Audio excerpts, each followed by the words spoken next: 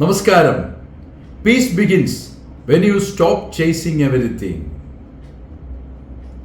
എല്ലാത്തിൻ്റെയും പുറകെ ഓടി നടന്നാൽ നിങ്ങൾക്ക് സമാധാനം കിട്ടണമെന്നില്ല. ജീവിതത്തിൽ ഒത്തിരി നേടിയവർ ഒത്തിരി ആളുകളുണ്ട്, എല്ലാം വിജയിച്ചവർ ഒത്തിരി പേരുണ്ട്. ജീവിതത്തിൻ്റെ മുന്നിൽ ഇന്ന് വരെ തങ്ങൾ ചെയ്തതോർത്ത് അഭിമാനപൂർവ്വം തല ഉയർത്തി നിൽക്കുന്നവരുണ്ട്. പക്ഷെ അവർക്കെല്ലാം സമാധാനമുണ്ടോ? സമാധാനം കിട്ടണമെങ്കിൽ എല്ലാം വെട്ടിപ്പിടിക്കുന്നതിലല്ല, വിട്ട് കളയുന്നതിലുമുണ്ട്.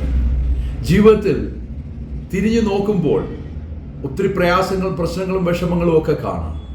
പക്ഷേ അവയുടെ പുറകെ നടന്ന് വേദനിക്കുന്നതിന് പകരം മറക്കുക, നല്ല നല്ല ഓർമ്മകളെ നെഞ്ചോട് ചേർത്ത് പിടിക്കുക.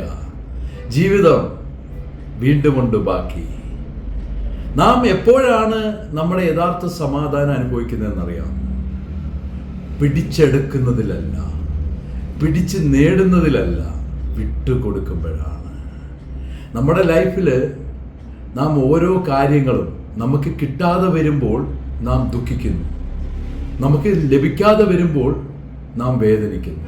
എന്നാൽ നമ്മൾ അതേ ഓർത്ത്, അതിനെക്കുറിച്ച് ഓർത്ത് ദുഃഖിച്ചും വിഷമിച്ചും നമ്മുടെ ഉള്ള സമാധാനങ്ങളിൽ നമുക്ക് ചിലപ്പോൾ ആഗ്രഹിക്കുന്നത്ര സമ്പത്ത് നേടാൻ പറ്റിയെന്ന് വരില്ല, ആഗ്രഹിക്കുന്ന നല്ലൊരു ജോലി നേടാൻ പറ്റിയെന്ന് വരില്ല, ആഗ്രഹിക്കുന്ന സുഖസൗകര്യങ്ങൾ ലഭിച്ചെന്ന് വരില്ല.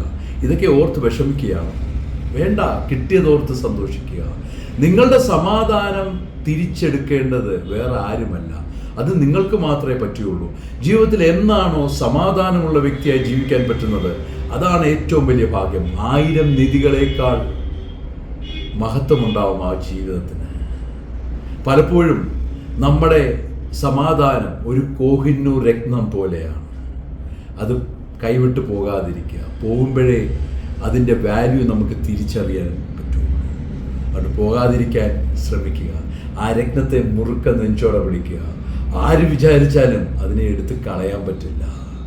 അതാണ് എനിക്ക് നിങ്ങളോട് പറയാനുള്ളത്. നിങ്ങളുടെ ജീവിതത്തിലെ നിങ്ങളുടെ സമാധാനം അത് നിങ്ങളാണ് നേടേണ്ടത്. പുറകെ നടന്ന് വിഷമിക്കാതെ, വേദനിക്കാതെ ആ സമാധാനം നേടിയെടുക്കുക. കഴിഞ്ഞതെല്ലാം പോട്ടെ, നഷ്ടപ്പെട്ടതോർത്ത് വിഷമിക്കാതിരിക്കുക. തിരിച്ചെത്തും.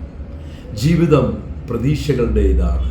നമുക്ക് നഷ്ടപ്പെട്ട വിജയങ്ങൾ, നഷ്ടപ്പെട്ട നമ്മുടെ ലഭിക്കേണ്ടിയിരുന്ന പലതും നമ്മുടെ അടുത്ത് തിരിച്ചെത്തും. പിന്നെ എന്തിനാണ് നമ്മൾ വേദനിക്കുന്നത്?